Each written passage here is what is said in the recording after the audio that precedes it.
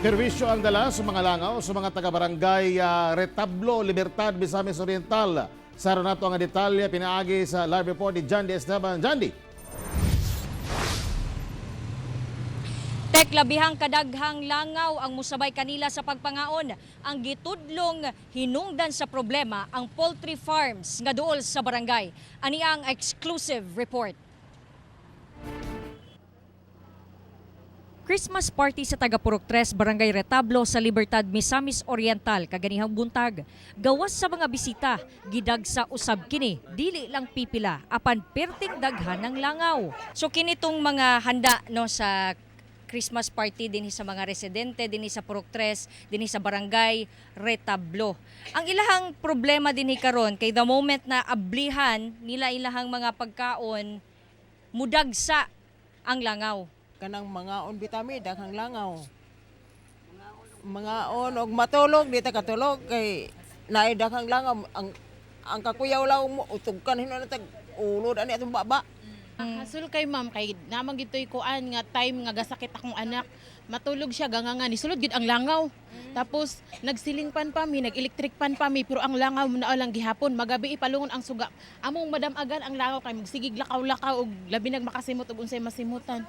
Nabalaka ang mga lumulupyo nga magkasakit sila tungod sa pagkuyanap sa daghang langaw, ilabi na panahon sa ilang pagpangaon. Dugay na kuno nila kining giantos nga problema, apan wala daw aksyon nga gihimo ang mga hingtungdang ahensya. Kanang na ang langaw, gamay ra gid na karon pagkahuman sa pag-harvest, malukop gina og ana puro mga langaw. Dagko pa gid nga langaw.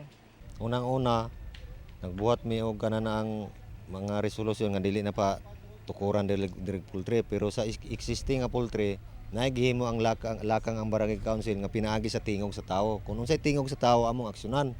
So kung maabot diha sa akong opisina uban sa barangay council, amo ginang aksyonan. Adisir pa mag-harvest, mag-spray sila. Pero kung dili gina nila matumanon mismo kami sa council, kami may pasira. Baka ingon ko nga makalabag sila pero in a short period of time lang kay kining langaw magod bukal tagsaka din sa dinlip after that season pag harvest nila bukal tagkawala so da complain di pod kayo kuan dili kayo ingon nga daghan ang gareklamo kay wala naman pod diha.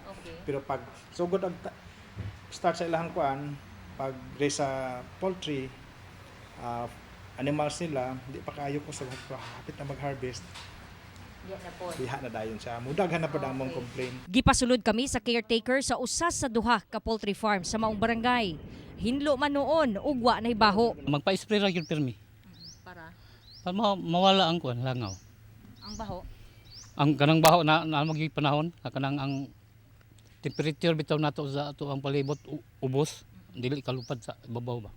Sa environmental issue as to kuan kay ginabasihan man nato ang kuan kadtong ECC nga ma-implement kadunay mga restriction nga kinahanglan i-follow nila na follow man. Apan sumala sa mga residente nga di matud pa consistent sa pagpanghinlo ang mga nanag-iya sa poultry farm.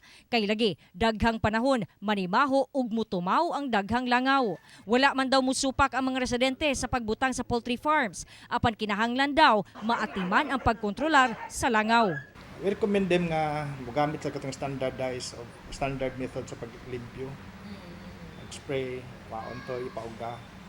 Wala yun na siya. Twice na mo sila nga wag na magipaludan ng ilahang kuan ang ilang poultry farm nga duha ka season ba. Yung season actually raising, harvesting.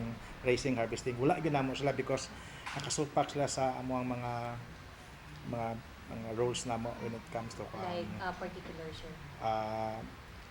Pag-collect sa mga iti. Just common. Or mabalimtan nila. Apan kung si Dr. Beltran daw ang pasultihon, ang sulbad sa maong problema, mao ang pasiradaan ang poultry farms. Mas maayo daw nga magpetisyon ng mga residente aron masolusyonan sa hingpit ang ilang problema.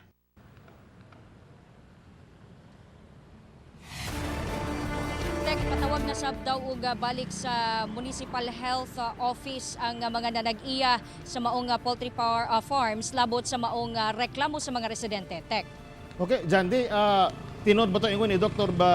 Beltran nga posibleng mamiligrong ipasira yun ng poultry farm kung ugaling, no? Di agad magkasinabot ang mga residente, yung mga tag-iyan ini.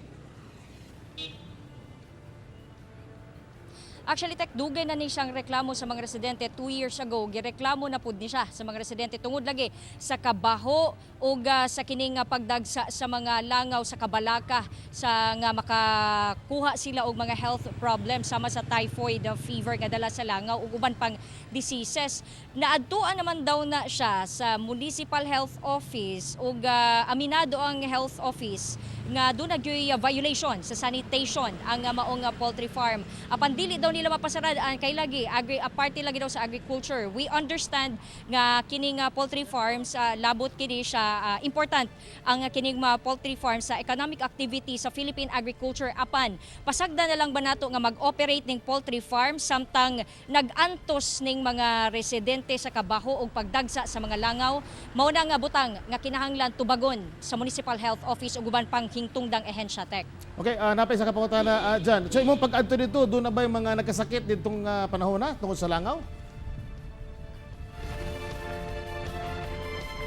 Katong nahinabi nato nga mga residente kaganiha, teka, wala sila yung mga sakit pero kaniadto katong mga past months doon na sila yung mga respiratory problems nga na sinati tungod lagi kaning sa mga langaw doon na po yung mga nagkalintura daw dito, tek. But as to the number kung pila kabuok dili pa ta certain sa exact number or sa data, tek.